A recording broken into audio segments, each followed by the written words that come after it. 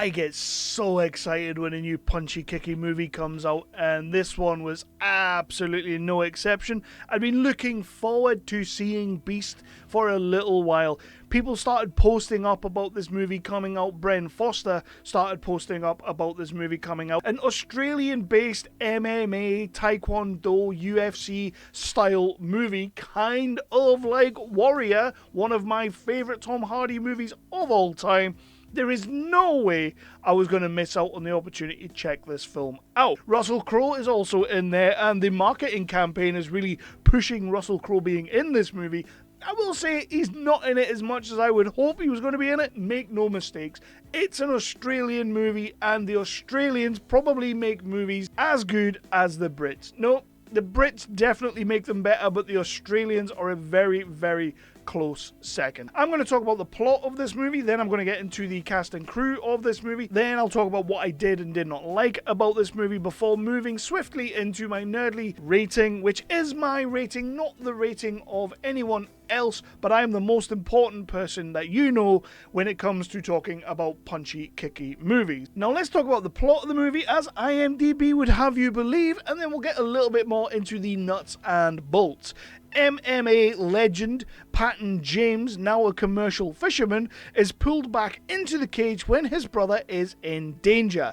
Reuniting with his old coach Sammy, he commits to one final fight in one championship against its brutal champion Xavier Crowe. Yeah, that's pretty much it. We're going to talk about the plot, but there's not a massive great deal extra I can tell you. Patton James is our lead actor, and he is now a fisherman. You kind of get a little glimpse at the fact that he used to be some sort of fighter and was really bloody good at it. One night he's sat at home and he's watching TV, and on the TV is like a UFC style fight in One Championship. One Championship is the name of the brand. I think it's like a real actual brand out there in the world, probably like a big thing in Australia. He's sitting at home and he's watching One Championship, and his brother is on TV fighting for the championship. Xavier Crowe is a mean mofo, and he absolutely takes his brother down, gives him an illegal strike, and basically just knocks him clean out in a big bad way. So obviously Patton then goes to the hospital, visits his brother,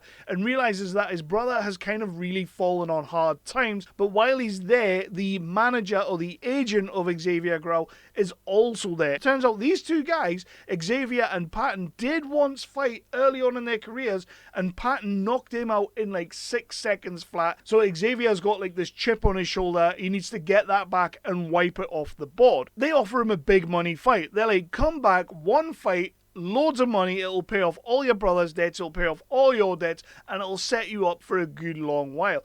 And at first he's kind of like, no, I don't really want to do that, but we know that movies are movies, we know how movies work. Eventually he's gonna get back in the ring. So he goes back to his old gym where he sees his old trainer, Sammy, who's kind of a lot older now and wants nothing to do with Patton. However, Sammy's daughter, she does. Rose is kind of like, look, I know you better than anyone else. I know your fight style better than anyone else. I know how my father would train you better than anyone else. I will train you. So there is a little bit of animosity between him and Sammy, and we are going to have to get through that. And what we later find out, Peyton has actually done a little bit of jail time, and when he got out, Sammy was waiting for him to come back. He had other plans, didn't come back, and Sammy just feels like wasted time, wasted opportunities. So there is that. But hopefully at some point, Sammy is going to regain his love for the game, and the two of them are going to get together. The board of the One Championship are telling Xavier, you are suspended for the next 6 months for the illegal punch on the brother.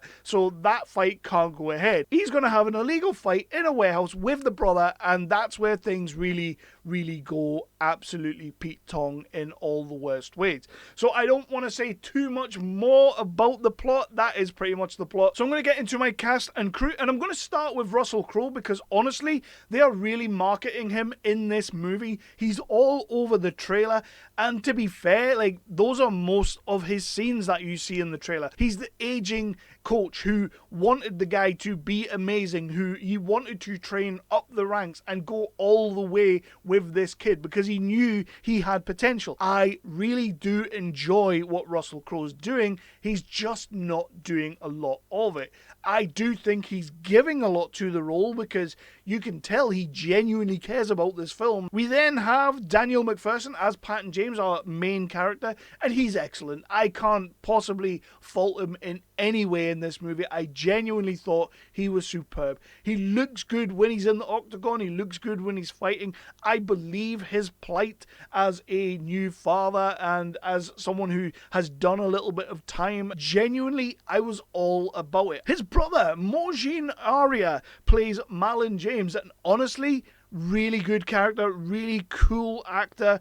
I had a lot of time for this role and I had a lot of time for this kid. The chemistry between the two brothers just works. It does remind me of that sort of warrior brothers relationship, but obviously they're not going to have the big showdown at the end. He is going to fight someone else, so we didn't have to do that trope again. And then we've got our baddie, our resident baddie, Xavier Crowe, which is Bren Foster, who I believe just brings all the gravitas to this movie. Every one of those fight scenes, I am just sitting there thinking, Bren Foster put his heart and soul into this. He looks so good, $1 million, but absolutely 100% is giving the other person the rub, as they would say in wrestling terms. He's making him look absolutely shit hot, and he does look shit hot. So yeah, love Bren Foster, can't wait to see what he does next. I just want him to make that Scott Adkins film. They have to do something together sooner or later. His manager is played by Luke Hemsworth, one of the lesser known Hemsworths, you might say, but in this movie he's playing his part. He's doing it very well. I really liked the character, the sort of sleazy agent, but we do have a moment in the movie where Xavier takes things just a little bit too far. And you can see Luke Hemsworth is standing there thinking, what the hell just happened? Amy Shark as Sammy's daughter Rose is excellent. I believed her. I liked everything she was doing. And you kind of get this sense that she is also in her own right a badass competitor. Maybe not so much now, but at one time. Matt Nable is one of my favourite Australian actors. If you ever watched Arrow, I think it was season 3, maybe season 2, he played Ra's al Ghul. He's so good in that. I've seen him in countless sort of Australian biker dramas. He's always a great actor. I really do love Matt Nable, so it was just cool to see him in this role. Little bit of a smaller role, doesn't do a lot, but it's just great to see him, and he really grounds that Australian aspect. So that's the cast and crew. I might as well talk a little bit about what I did and didn't like. And the fight sequences. I love the fight sequences in this movie. Sometimes with these movies, especially when you go a little bit more Hollywood, but sometimes these fights don't hit. They don't hit hard. The kicks don't kick. The punches don't punch. In this movie, every punch is punched and every kick is kicked. Everything looks like it was absolutely brutal. We get a thumb poke to the eye at one point and then punched in the ocular nerve, and it's like, holy shit, that looked sore. And it really does look sore. In the fight in the warehouse when he's fighting the younger brother, Malon, when he's fighting him, that looks brutal. But what I also like is they're not just putting him out there as Xavier Crowe, this big badass who is overpowered as hell. Like in that warehouse scene, and obviously in the last fight, it does look like this guy can be beaten. So the fights, I think, were done brilliantly. They're not too over the top, they're not too cinematic, but they are cinematic, just not too cinematic. The music that goes over the top doesn't overpower anything. If anything, it just does a little bit of heavy lifting, accentuates the tension of the moment, the tension of the fight. That's the biggest thing I can say about this movie. The action and the fight sequences are excellent. This movie gets you in the mix in the best way possible. I think Beast is some of the best in-ring fighting I've seen in a movie in a while. And I do watch movies like this quite a lot, so I feel like I do know a little bit about that. I don't know much about the sport in real life, but I know what looks good on film, and it all looks good in this film. Something I don't like, and this is something I've been complaining about a little bit in other movies as of late, is that it just takes a little bit too long to get going. We start the movie, we get a good 5 to 10 minutes before we get to that initial fight. I would have liked to have got there a little bit quicker, but then we get that fight and then it pumps the brakes a little bit until we start seeing that Peyton's actually going to do some fighting and he's going to start getting in the ring, he's going to start training. Then we get that second fight in the warehouse with the brother and Xavier, and that just seemed to take a while to get there, but when we do get there, it's brilliant and brutal, and I loved it. So I could have done with getting there a little bit quicker.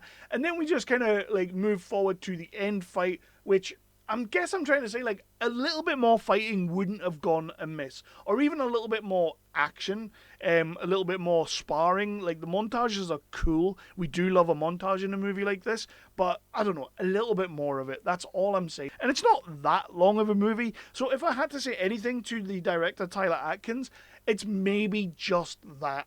Get to the good stuff a little bit quicker. If you're going to pump the brakes in such a way, do that with Russell Crowe.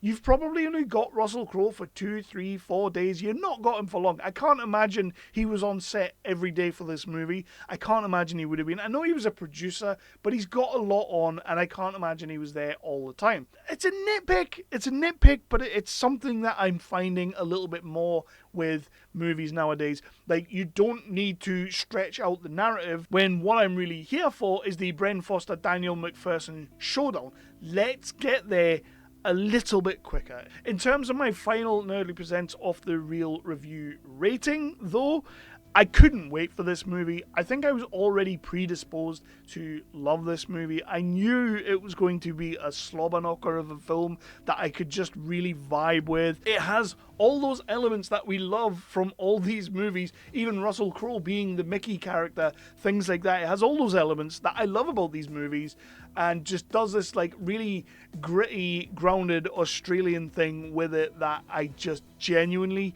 really enjoyed. And I think that's why I am going to give it a 5 out of 5. The film's not perfect by any stretch of the imagination, but honestly, Tyler Atkins, director of this movie, you've made an absolute banger. I think it's a brilliant story.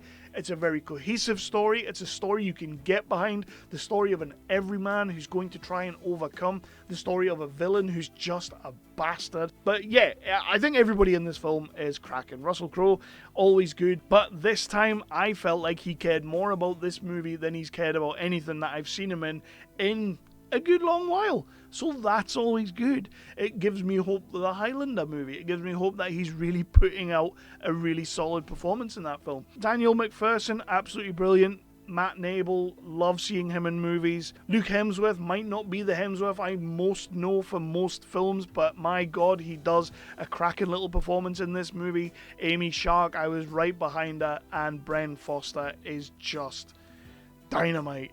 Again, gave me that Scott Adkins movie. Like Debt Collectors 3, Louis Mandylor, Scott Adkins, Bren Foster. Let's do that shit. Like Mexicali did link in with that film, so let's do it. In the meantime, I'm gonna go. It's a 5 out of 5 for me, even though I do have slight niggles, but this movie absolutely smashed it for me, and it was everything I wanted it to be. And that's the most I can hope for when I sit down to watch any film. Go over to nerdly.co.uk, your favourite British home for all your news, reviews and exclusive interviews. And remember, if I don't see you through the week, I will see you in the cinema.